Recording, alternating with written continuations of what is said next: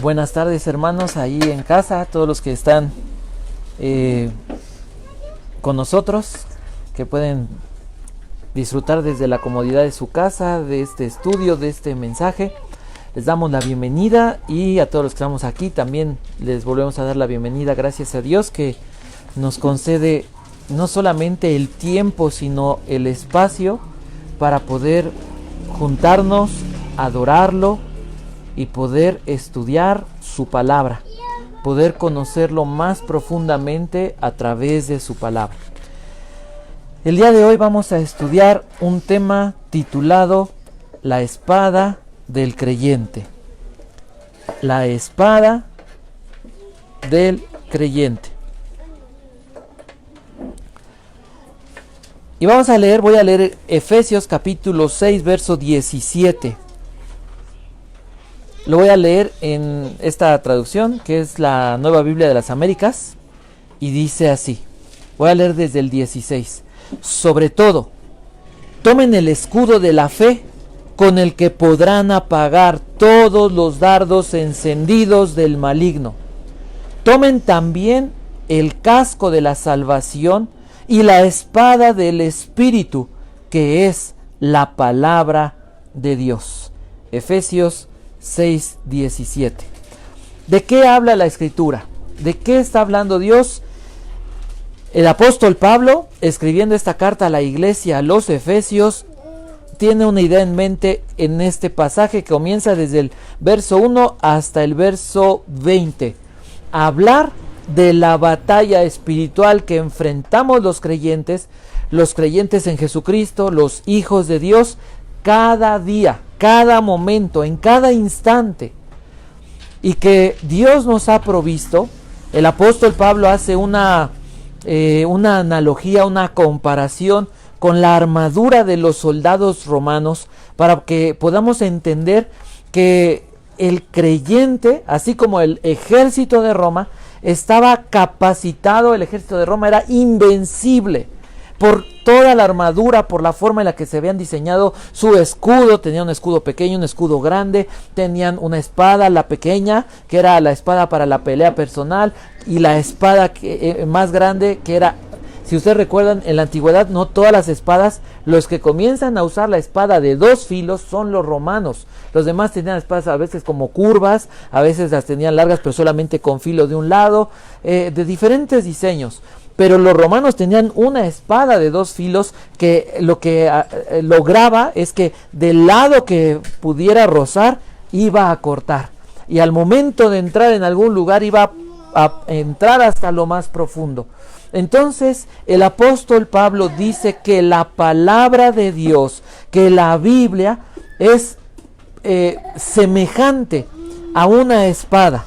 Y la espada, piensen en esto. Muchas veces decimos la espada sirve para atacar, pero la espada servía como un arma de defensa, si ustedes recuerdan cuando venían los espadazos, y también como un arma ofensiva. De manera que la persona que usaba la espada tenía que ser hábil para usar esta arma tanto a la defensiva como a la ofensiva. De la misma manera, los creyentes, nosotros los hijos de Dios, tenemos que aprender a usar la espada, la palabra de Dios, como un arma defensiva y como un arma ofensiva ante todos los ataques, ante todas las cosas que enfrentamos cada día, a lo largo de cada momento de nuestro diario vivir. Enfrentamos diferentes tribulaciones, enfrentamos diferentes necesidades, enfrentamos diferentes ataques, diferentes crisis. Y la realidad es que creo que es interesante pensar en esto, porque muchas veces podemos ver a los creyentes caminando o vernos en un espejo y ver que muchos tenemos una espada oxidada, ya guardada, ya pegada, porque no la usamos. Hay un dicho que se usaba mucho en el ministerio de evangelismo, que todos decíamos: traes espada, traes tu espada, ¿no? Hablando sobre la Biblia, era algo muy común, pero la realidad es que la mayoría no sabemos usar la Biblia de esta manera. Es una herramienta, y lo vamos a ir viendo, analizando la Biblia, así como lo enseña el Espíritu Santo, como una espada, y es una herramienta que Dios nos dio para que podamos ser librados de los engaños del diablo. Muchas veces caemos en el engaño de estar indefensos. Tenemos una Biblia en la mano, pero parece como si estuviéramos indefensos. Vienen los problemas, vienen las situaciones, ¿y qué hacemos con la Biblia? Ni siquiera nos acordamos de un pasaje, o no la memorizamos, o no le tenemos la confianza suficiente a la palabra de Dios como para usarla para defendernos o para atacar al enemigo. De manera que el propósito es que aprendamos un poquito, o bueno, que Dios nos guíe a aprender a usar su palabra como esa arma. Porque la realidad es que, recordando ese ejército de Roma, ustedes recuerden cómo peleaban. El ejército no solamente se cuidaba el soldado a sí mismo, el soldado cuidaba ¿a quién? Al que estaba a su lado y hacia su otro lado. A los que estaban juntos se cuidaban. Y no solamente peleaban por ellos mismos, peleaban ¿por quién? Por su nación, peleaban por su familia, peleaban por sus vidas. Y podría añadir yo que tenemos que pelear por nuestra iglesia. Ese es el propósito. Estamos acostumbrados a ver un país entregado a la corrupción y no creemos en la palabra. No usamos la palabra de Dios. No oramos conforme a la palabra de Dios. Vemos a nuestra familia cómo se pierde en medio del mundo. Se deja seducir por los diferentes ofrecimientos del mundo. Y no usamos la Biblia para pelear esa batalla por nuestras familias. Vemos que nuestra mente se dispersa en cualquier momento, en cualquier cosa. Y no usamos la Biblia para enfocarnos en lo que realmente es importante: Jesucristo, su reino y nuestra responsabilidad como hijos de Dios. De manera que el día de hoy veremos esta historia. Veremos la palabra de Dios como esta arma, como esta espada. Hace miles de años, no estoy diciendo hace 5 años, hace 2 años, la pandemia, ¿no? El año 2020, un año perdido.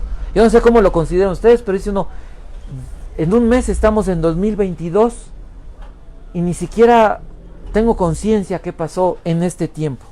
Estoy hablando de miles de años. Hace miles de años, de personas que no conocimos. La Escritura dice que Dios comenzó a hablar con los hombres. Dios comienza a hablar con las personas desde el principio de la humanidad. Y voy a leer Hebreos capítulo 1, verso 1 y 2. Que la Biblia habla de esto.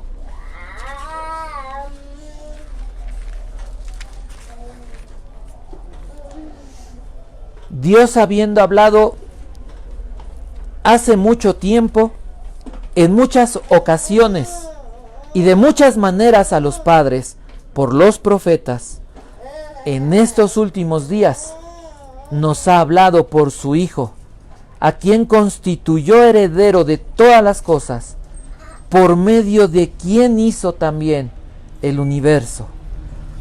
Dice la Biblia que Dios ha hablado desde hace mucho tiempo a los hombres, de diferentes maneras,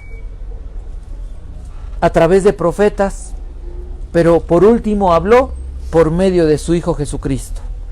Y a través de los santos hombres que fueron inspirados por Dios, Dios nos ha dejado su palabra. ¿Cuánto tiempo tardó en forjarse esta espada?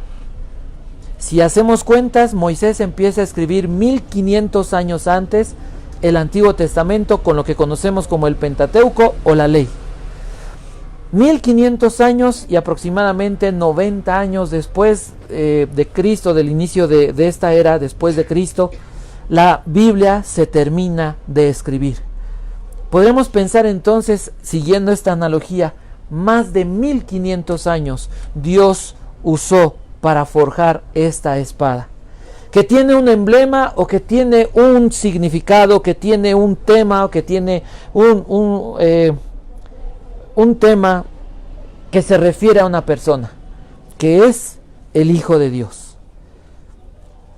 Dios usó 3 idiomas para poder forjar su palabra: hebreo, algunas porciones en arameo y el griego. 3 idiomas, 3 lenguas que se conocen como lenguas muertas. ¿Qué quiere decir eso? Que esos idiomas no sufrieron ningún tipo de cambio a lo largo de la historia. El griego que hoy se habla no es el griego koiné con el que se escribió el Nuevo Testamento. El hebreo que hoy hablan los judíos no es el hebreo que se habló en los tiempos de Moisés, en los tiempos de Abraham. Lo que la Biblia nos enseña, lo que la Biblia dice en esos idiomas originales, es algo que no cambia, que no ha sufrido cambio alguno, de manera que lo que Dios dice hace desde hoy hasta Moisés, hace 3500 años, es lo mismo que escribió Moisés, de manera que la Biblia no ha sufrido cambios. Y esto es importante, porque entonces podemos confiar, como dice segunda carta de Timoteo capítulo 3, el verso 16, dice que toda la escritura es inspirada por Dios. Lo voy a leer en esta versión. Dice: toda escritura es inspirada por Dios y es útil, es decir, sirve. Toda la escritura sirve para enseñar, para reprender, para corregir, para instruir en justicia, a fin de que el hombre de Dios sea perfecto, equipado para toda buena obra. ¿Para qué Dios nos dio su palabra? Para que podamos ser enseñados de la manera correcta de vivir, de cómo relacionarnos con Él, para que podamos corregir nuestros caminos, para que podamos entender lo que no es correcto, para que podamos ser capacitados para vivir de la manera correcta. Dios nos dio su palabra como esta herramienta. Dice la Escritura de sí misma, segunda carta de Pedro 1:20, que los santos hombres de Dios escribieron siendo movidos por el Espíritu Santo. Lo voy a leer en esta traducción, segunda de Pedro, capítulo 1, versos 20 y 21. Dice así: pero ante todo, sepan esto, que ninguna profecía de la Escritura es asunto de interpretación personal, pues ninguna profecía fue dada jamás por un acto de voluntad humana, sino que los hombres inspirados por el Espíritu Santo hablaron de parte de Dios. Dios mueve los corazones, Dios mueve la mente, Dios mueve la personalidad de estos hombres que escribieron el Nuevo Testamento, para que las palabras que usaron, las ideas que usaron, los sentimientos que expresaron, las realidades o verdades que enseñaron, no puedan cambiar de ninguna manera, porque literalmente son la palabra de Dios, la mente de Dios expresada. Vayamos a Mateo capítulo 24, verso 35. Mateo capítulo 24, verso 35. ¿Qué dice este pasaje sobre la espada, sobre la palabra de Dios? El Señor Jesucristo está hablando es todo un mensaje, es todo una predicación, pero el verso 35 dice así: el cielo y la tierra pasarán, pero mis palabras no pasarán. ¿Qué significa esto? ¿Qué es una espada? ¿Qué? Que no se corrompe. Es una espada eterna, es una palabra eterna, que va más allá del tiempo, que va más allá del espacio, que va más allá aún de la comprensión humana, Que no porque yo comprenda la Escritura totalmente, la Escritura va a operar, sino que la palabra de Dios va a operar por encima de lo que yo pueda entender. ¿Quién puede entender un milagro? ¿Quién puede decir, bueno, mira, es que pasó esto y esto, Dios dijo, entonces las leyes de la naturaleza sucedió esto? ¿Quién puede explicar así? No hay quien entienda.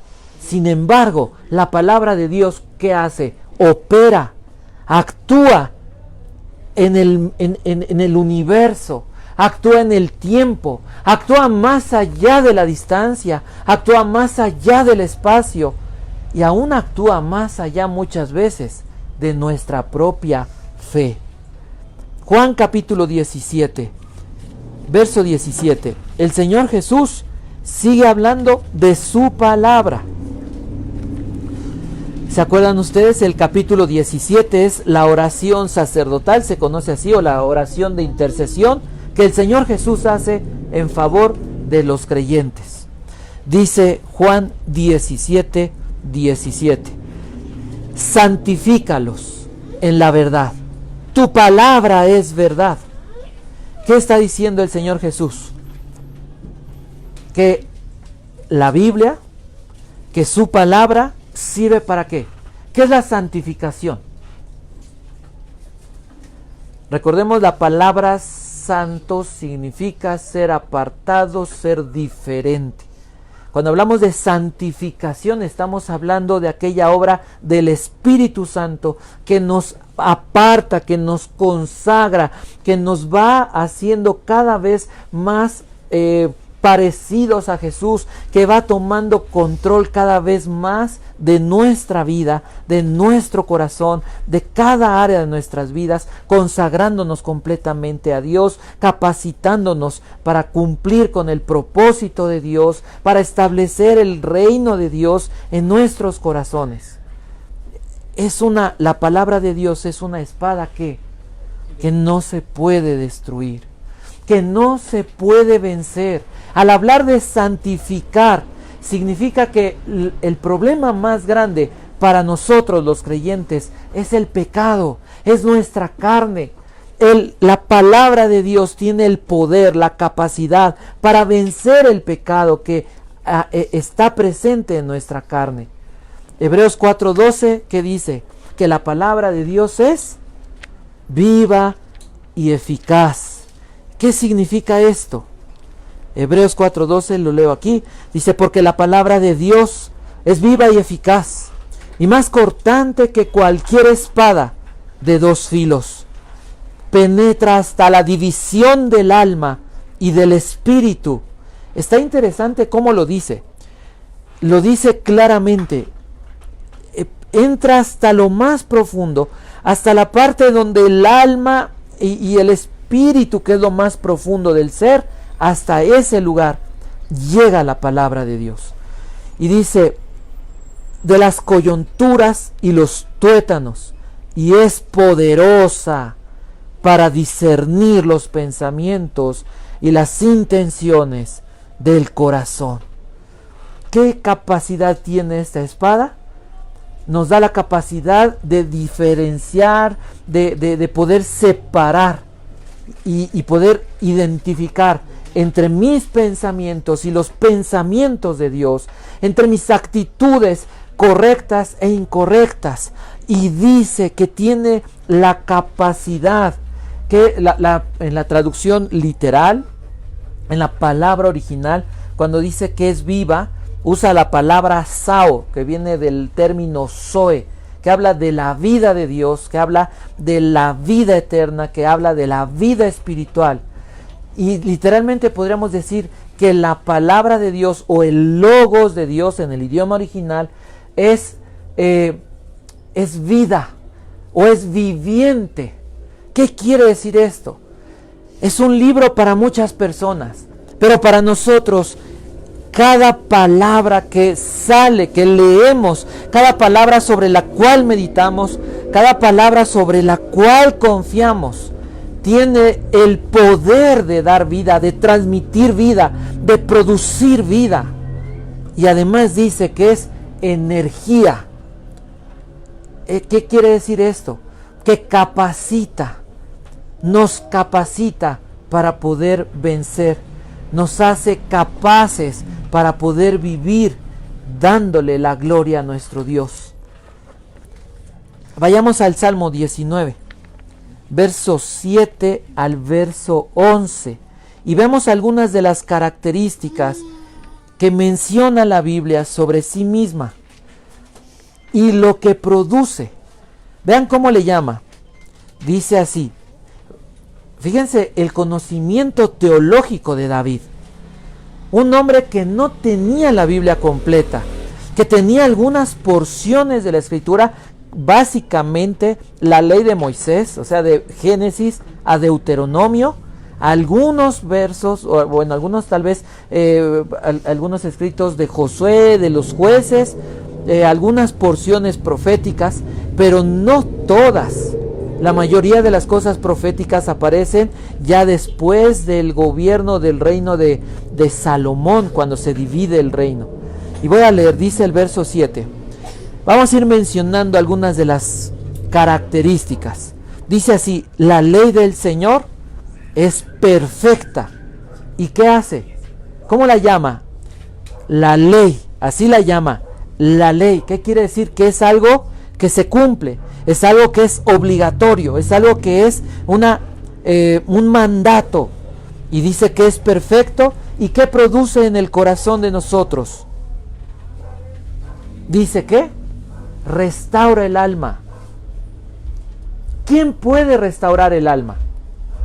Alguien puede decir: mira, yo tengo un problema, a mí me abandonaron, a mí me desecharon, a mí siempre me han maltratado, yo sufrí un abuso, yo no entiendo algo que pasó en mi vida y mi corazón está fracturado. ¿Quién puede arreglar su propio corazón? ¿Quién puede decir: mira, yo tantito me meto, platico conmigo mismo, me doy un baño y salgo transformado? ¿Quién puede hacer eso? ¿Quién puede restaurar el daño que el pecado ha hecho en el corazón? Nadie, solamente Dios. Y lo hace, como dice el salmista, a través de su palabra.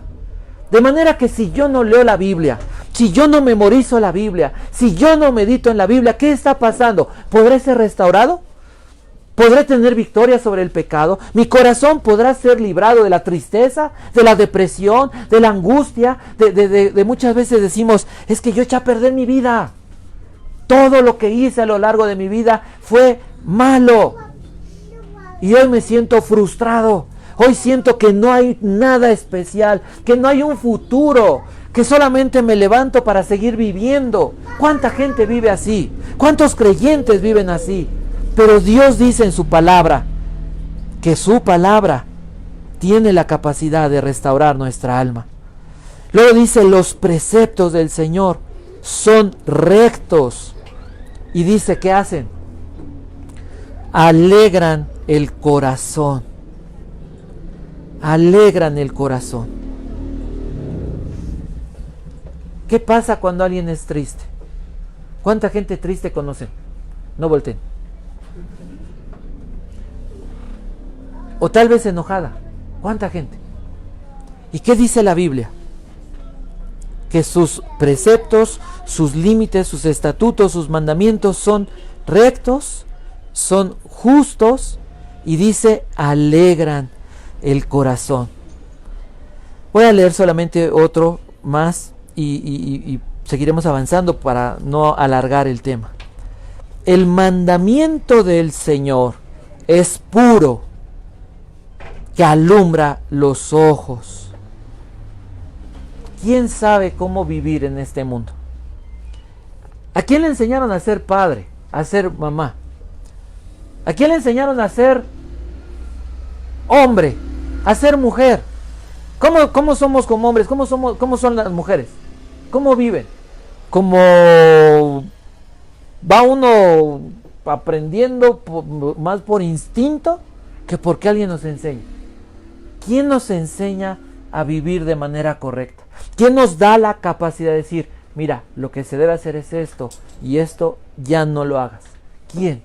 Solamente Dios, a través de su palabra. ¿Cómo nos ayuda entonces la Escritura? Jeremías capítulo 16, verso 16.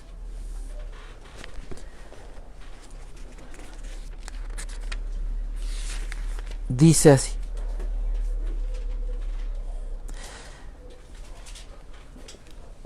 enviaré a muchos pescadores, declara el Señor, que los pescarán, y después enviaré a muchos cazadores, que los cazarán por todo el monte y por toda la colina, y dice, y por las hendiduras de las peñas, porque mis ojos están puestos sobre todos sus caminos, que no se me ocultan, ni su iniquidad está encubierta. ¿Qué es lo que está diciendo Dios? Su palabra me recuerda que todo lo que yo piense, que todo lo que yo haga, Dios lo está mirando.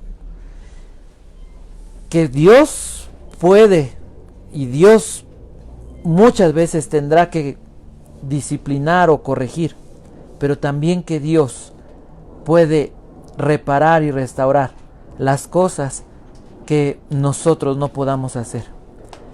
Juan capítulo 5, verso 39.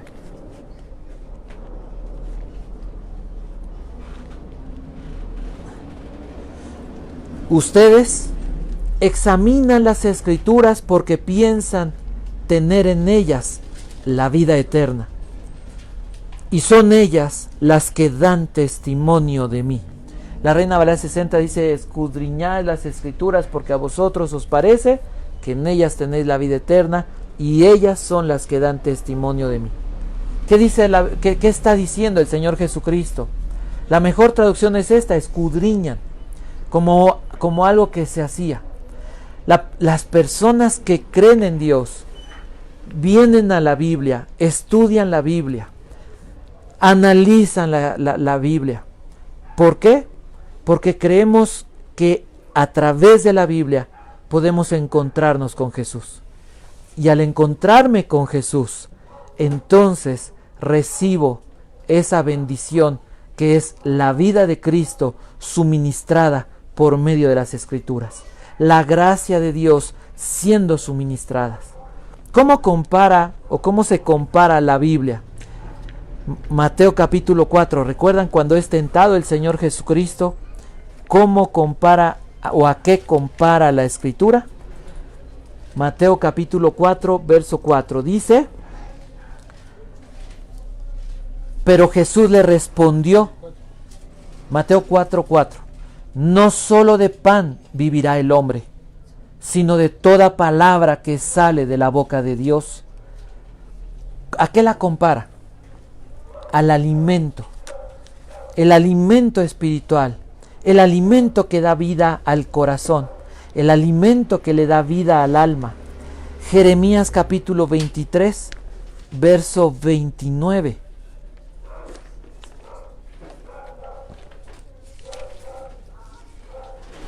Dice así: ¿no es mi palabra como fuego?, declara el Señor, y como martillo que despedaza la roca. ¿De qué forma puede cambiar nuestro corazón? El fuego en la Biblia es un símbolo, y en el contexto de este verso es un símbolo que habla de ¿qué? De pureza, purificación. ¿Se acuerdan? Dice: el crisol para la plata y la hornaza para el oro. Y Dios prueba los corazones. A través del fuego Dios purifica. Y dice que es como un martillo que puede romper la piedra, la roca más dura. De manera que lo único que puede hacer cambiar a una persona es la palabra de Dios. Y piensen de esta manera: ¿quién nos hace cambiar como somos? ¿Quién, si alguien te dice, ya no seas así, mira, hazle así, ¿quién hace caso? ¿Quién cambia? ¿Qué hacemos? Pues cámbiate tú primero y luego me vienes a decir a mí, ¿no? Oye, mira, ya no hagas eso. ¿Y qué hacemos? Hasta más.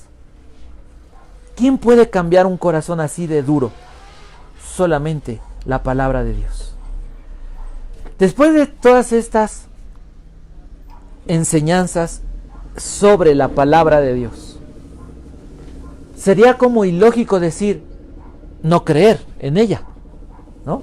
Si me dice que cambia mi corazón, si me dice que me alegra, si me dice que me sana, si me dice que a través de ella puedo recibir vida, puedo recibir energía, a través de ella hay promesas, a través de ella Dios se manifiesta. Sería una locura no leer la Biblia. Sería una locura tener la Biblia empolvada o no ni siquiera saberme un verso, porque leímos, en ellas hay vida eterna. En ellas dan testimonio de Jesús. Ellas nos dicen cómo es que es Dios realmente. Entonces, sería como absurdo, ¿no? Como insano no usar la Biblia. Pero aún más, un problema igual podría ser la incredulidad. ¿Por qué no creemos lo que Dios dice? La falta de fe, la falta de confianza en Dios. ¿Qué es la incredulidad? Porque a lo mejor no tenemos así como muy claro, ¿no? Decimos, no, pues es como dudar. Voy a leer esta cita. La incredulidad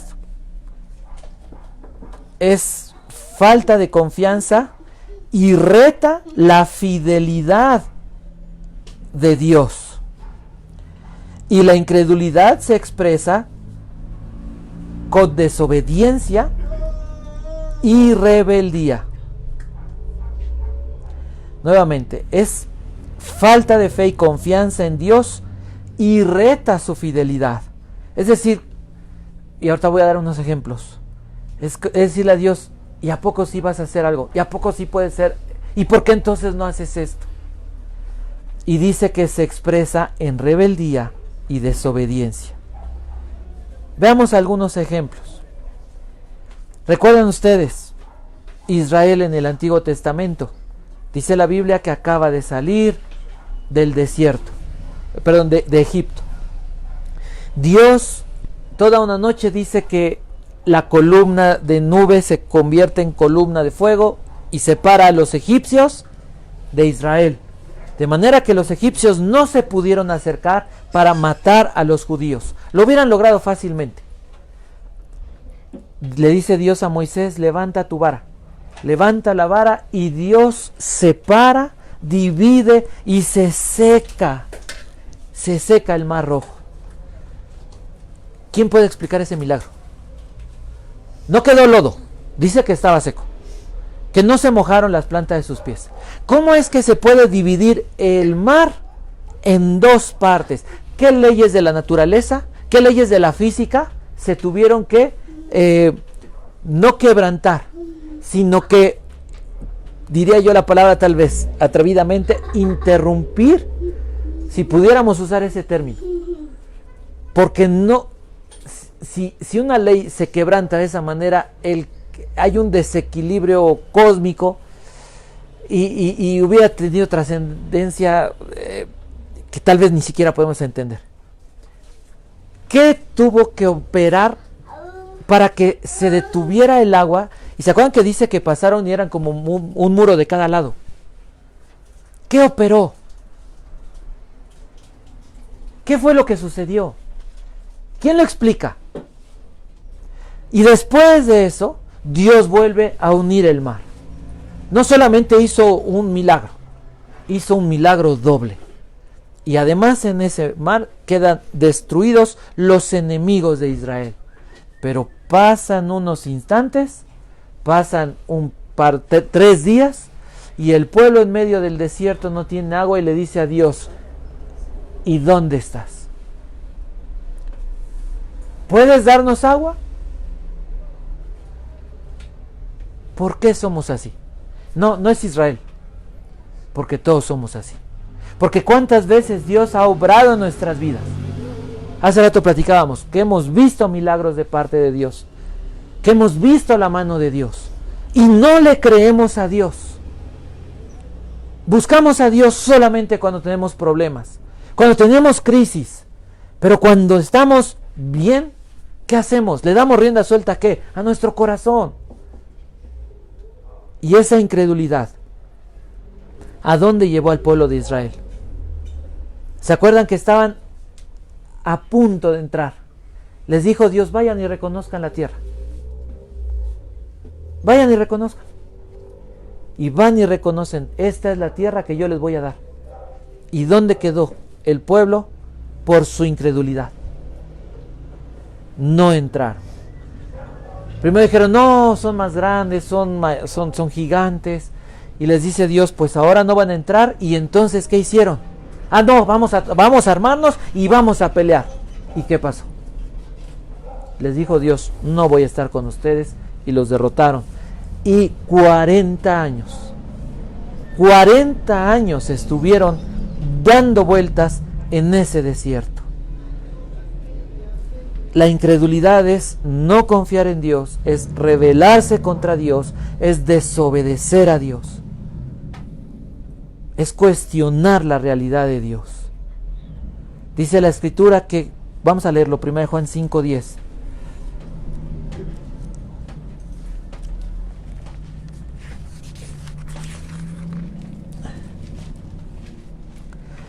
El que cree en el Hijo de Dios tiene el testimonio en sí mismo.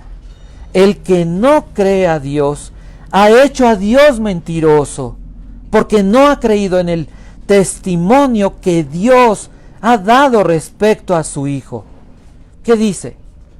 Si no vivo confiando en Cristo, si no vivo dependiendo, la fe no solamente es decir sí creo, la fe significa dependencia.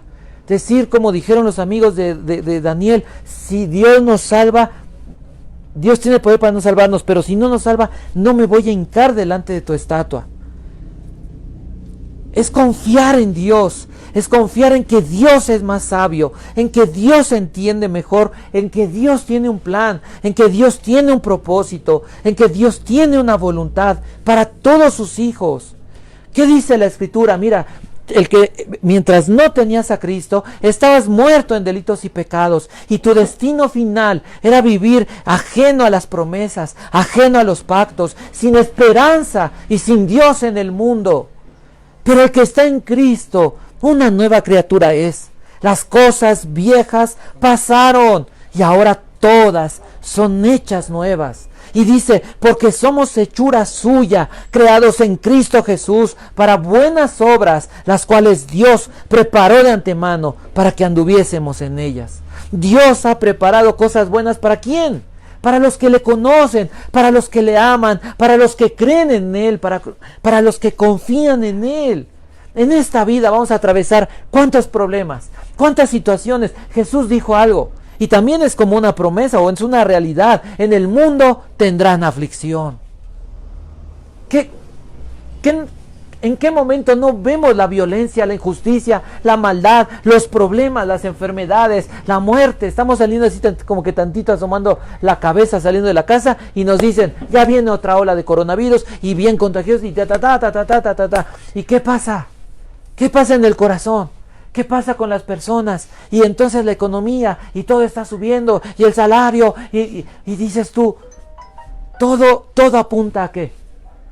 A que el sistema de este mundo, a que el príncipe de este mundo quieren ahogar nuestra fe, quieren que dudemos de Dios, quiere que acabemos derrotados.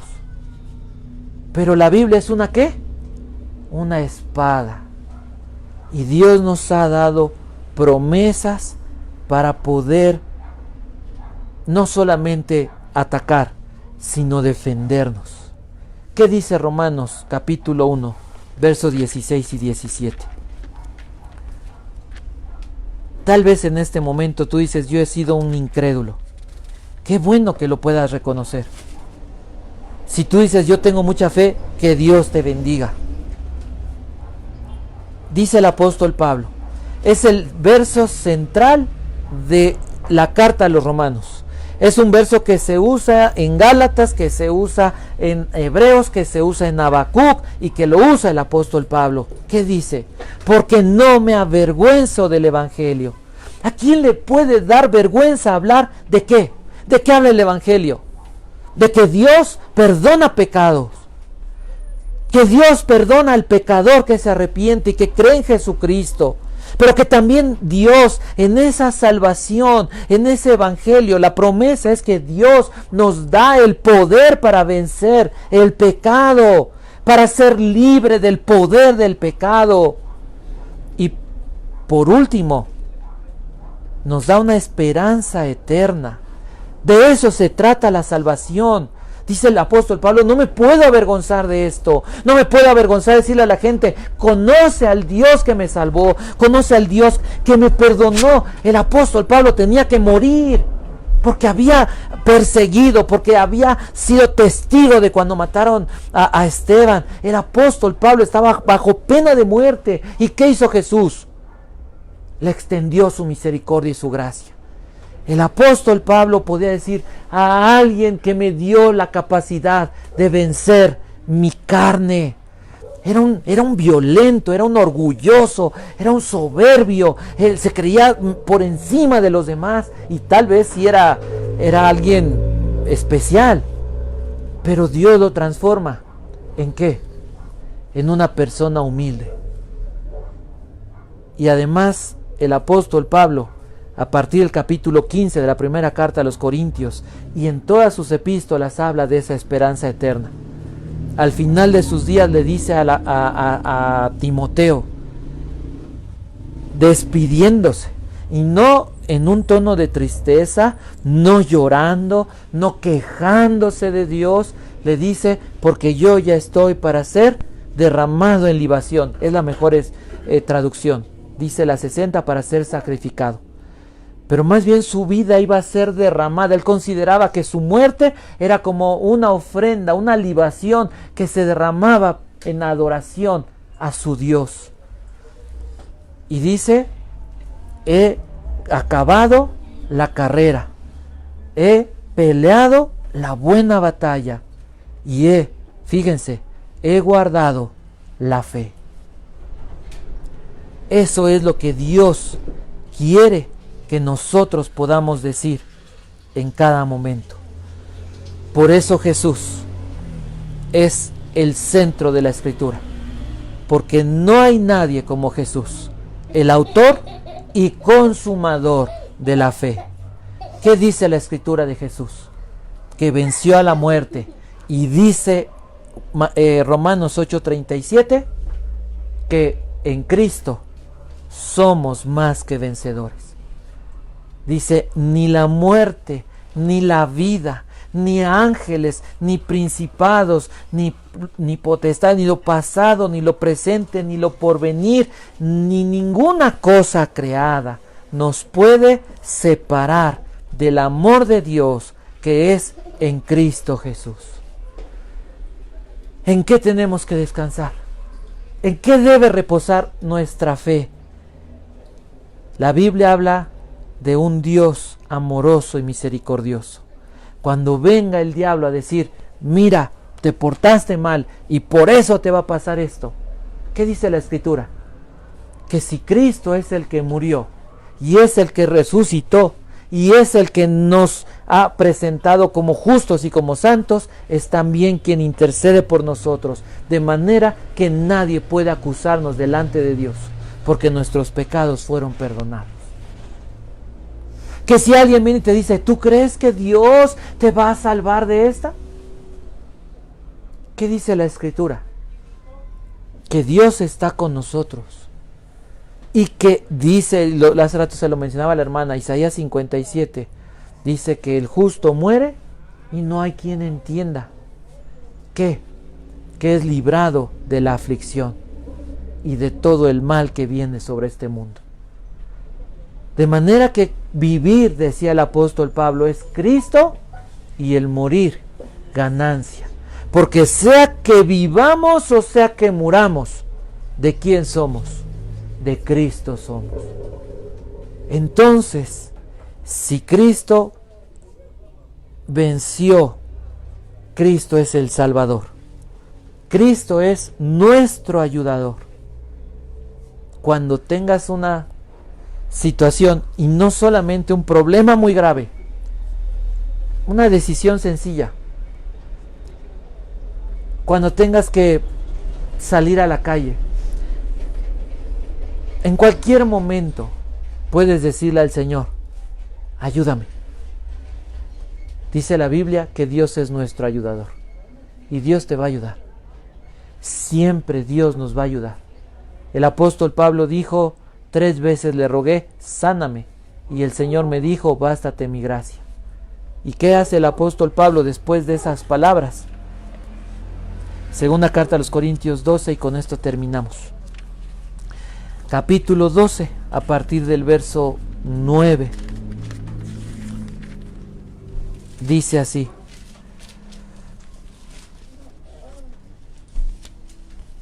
pues nos regocijamos cuando nosotros somos débiles, pero ustedes son fuertes. También oramos por esto, que ustedes sean hechos perfectos. ¿Qué fue lo que sucedió? Que cuando el apóstol Pablo decía soy débil, entonces realmente, dice el apóstol Pablo, soy fuerte. Bástate mi gracia, le dice el Señor, pues mi poder se perfecciona en la debilidad. Por tanto, con muchísimo gusto me gloriaré más bien en mis debilidades, para que el poder de Cristo more en mí. Por eso me complazco en las debilidades, en los insultos, en privaciones, en persecuciones y en angustias por amor a Cristo. Porque cuando soy débil, entonces soy fuerte. Vamos a cerrar nuestros ojos.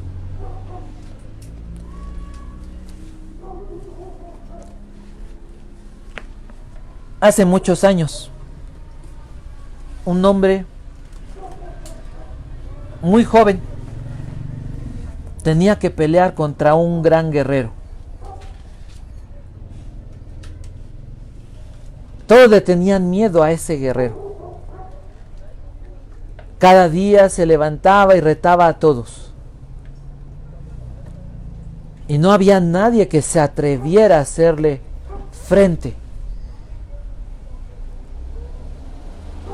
Y dice la historia que entonces aquel joven, probablemente un adolescente, se paró enfrente y le dijo que lo iba a enfrentar en nombre de Jehová de los ejércitos. Cada uno, o bueno, aquel malvado, aquel gigante, aquel gran guerrero, a quien todos le tenían miedo, sacó sus armas y presentó sus armas y maldecía a aquel joven, aquel adolescente, y decía que por sus dioses lo iba a matar. Y entonces ese joven, dice la historia, que corrió hacia un arroyo y que tomó 5 piedras, 5 rocas. Y entonces le dijo aquel gigante: ¿como con un perro vienes contra mí? ¿Con piedras? Y el joven solamente respondió mientras movía su lanza: en esta tarde te voy a matar. En la Biblia encontramos que muchas veces el Espíritu Santo es representado por ríos, por arroyos. Y que la Biblia habla, y en algunos versos, la palabra de Dios es manifestada o es mostrada, es representada por rocas. Y el número 5 en la Escritura representa la gracia de Dios.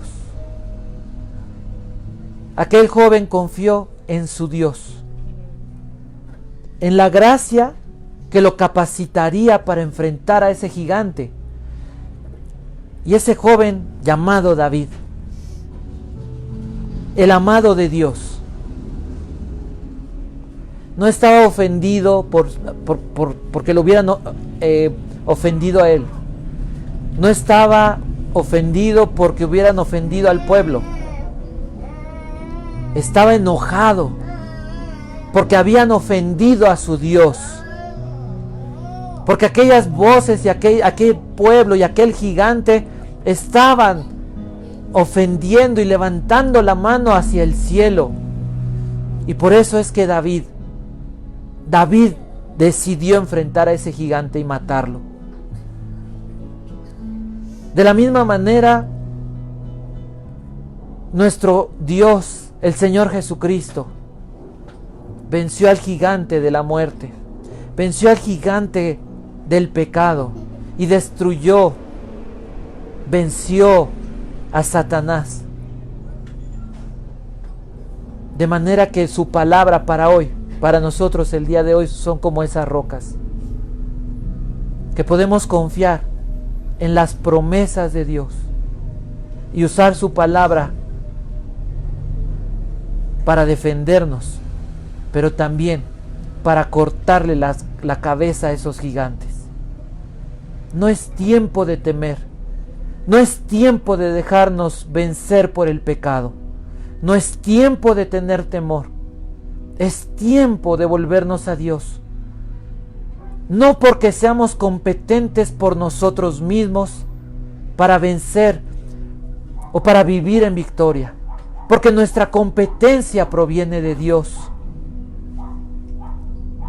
Para que la excelencia del tesoro sea de Dios y no de nosotros, porque este tesoro está en vasos de barro, para que la gloria sea para Cristo, el Hijo de Dios. Padre, en el nombre de tu Hijo Jesucristo, el día de hoy, Señor, te damos gracias. Gracias porque tu palabra, Dios, puede llegar a nuestro corazón. Porque en esta tarde, Señor, tenemos que confesarte como un pecado nuestra incredulidad. Tenemos que confesar que no hemos amado y hemos atesorado tu palabra como debiéramos haberlo hecho. Porque muchas veces vemos que nuestra vida está como seca, está como enojada, está como triste, está como si desilusionada. Porque nos hemos alejado de ti, de tu palabra. Bendito Dios, gracias por hablarnos. Gracias por extendernos tu cetro de misericordia. Y por recordarnos, Dios, que no solo del alimento, que no solo del dinero vive el hombre, sino de toda palabra que sale de la boca de Dios.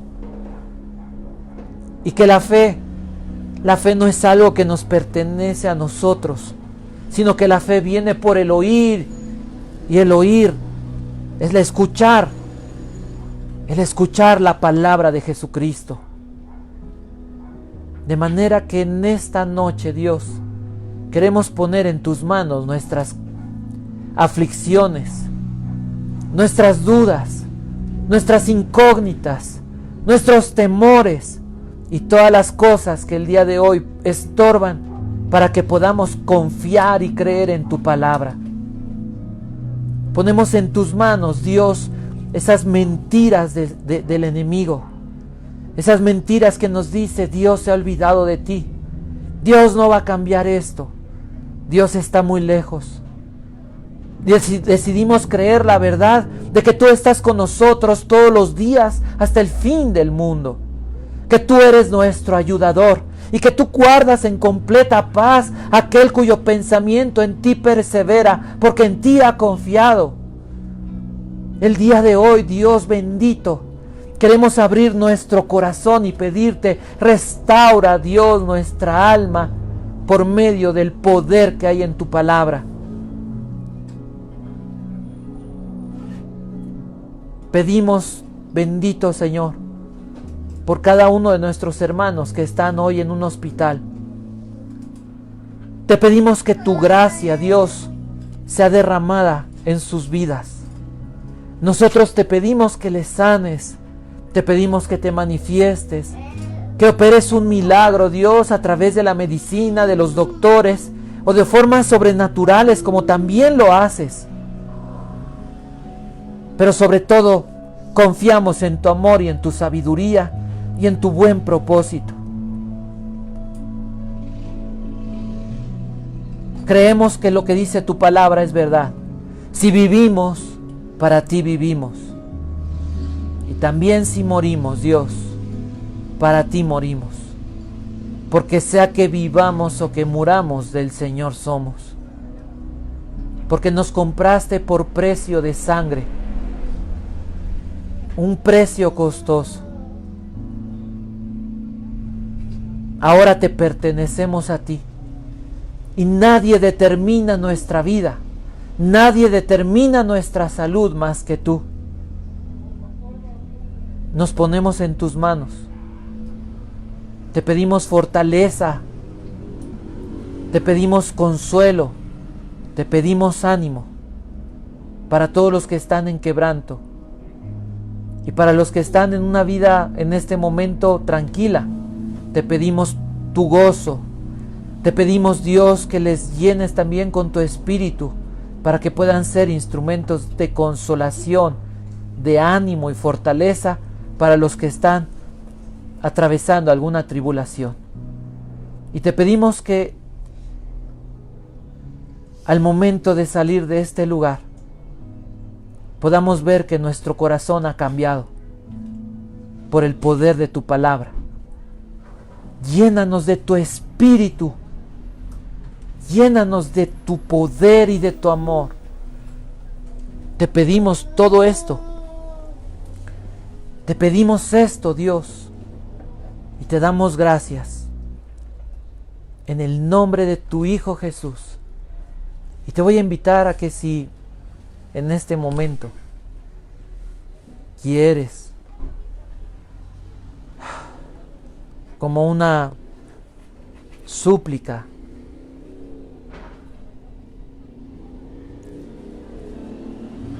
como una forma de rendirte ante tu situación, ante tu tribulación, delante de Dios. Así con tus ojos cerrados, puedes levantar tu mano o puedes levantarte de tu lugar y podamos alabar a Dios, adorar a Dios.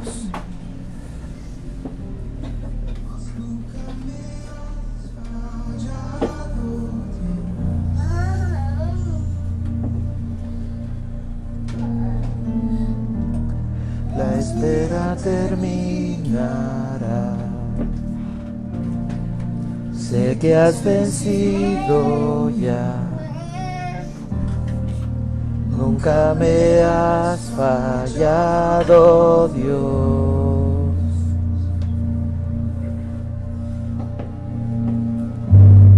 En ti confiaré, tu promesa sigue en pie.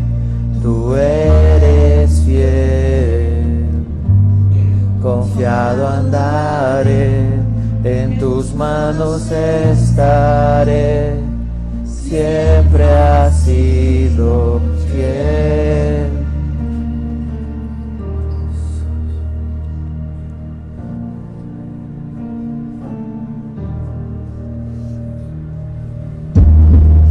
La noche acabará, tu palabra se cumplirá,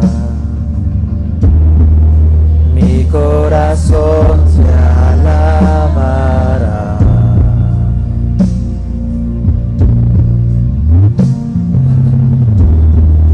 Cristo mi Salvador, cúbreme con tu amor, mi corazón te alabará.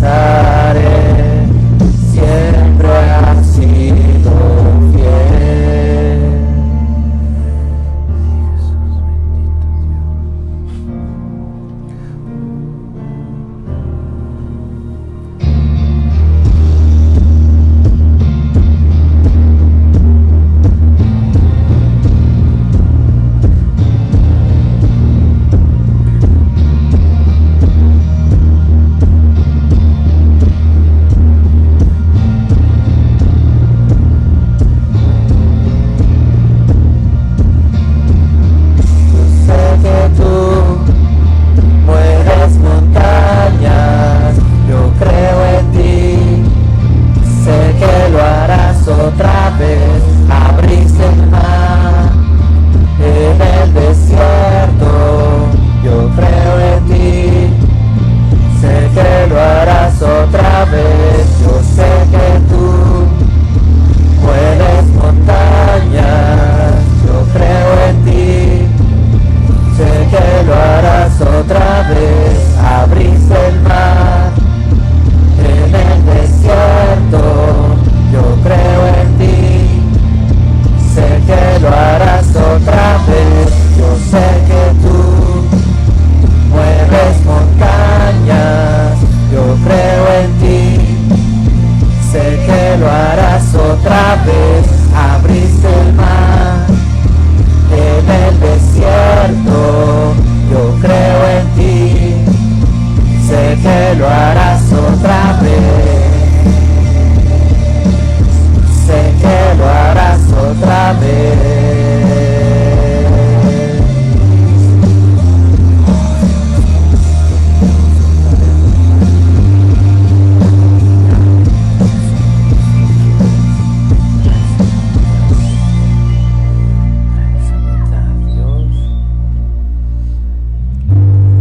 En ti confiaré, tu promesa sigue en pie.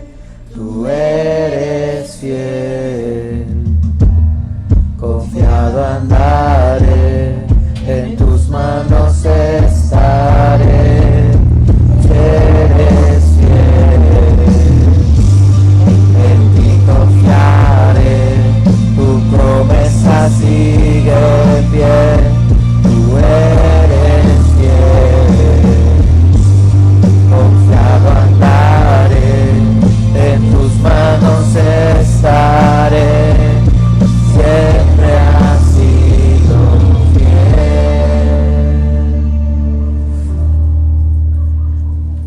Te damos gracias por tu palabra, Señor. Te bendecimos en el nombre de Cristo Jesús.